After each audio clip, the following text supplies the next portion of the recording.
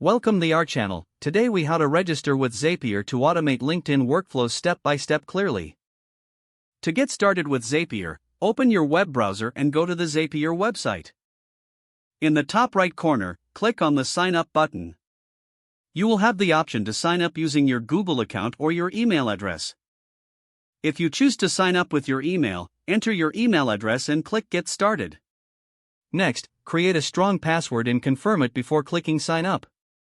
Once your account is created, you will be taken to the Zapier dashboard. You might see a brief tour or introduction to the platform. Feel free to follow along or skip it. Now you need to connect your LinkedIn account to Zapier. Click on Make a Zap to begin creating an automation. In the Choose App section, search for LinkedIn. Select LinkedIn from the list of applications. Now, choose a trigger event, like New Connection or New Lead. Click Continue to set up your LinkedIn connection. You will be prompted to log into your LinkedIn account if you haven't already. Enter your LinkedIn credentials and grant Zapier permission to access your account. After connecting your LinkedIn account, choose an action app for your workflow. You can select various applications like Google Sheets or Slack. Follow the prompts to configure the action settings based on your needs. For example, if you selected Google Sheets, you'll need to choose which spreadsheet to add your LinkedIn data. Once you have configured your action, click Test and Review to ensure everything is working properly. If the test is successful, click Turn on Zap to activate your automation. Review your Zap setup and make any final adjustments if necessary.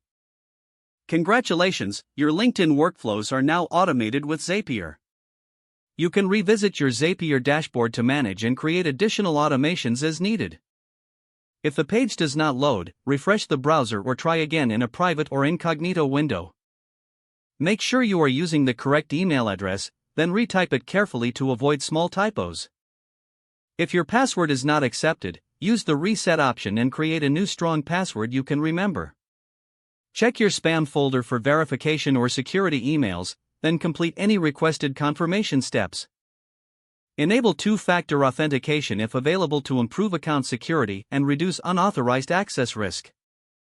After signing in, review your profile details so your contact information and settings are accurate and current. Don't forget to like this video and subscribe to our channel for more step-by-step tech guides.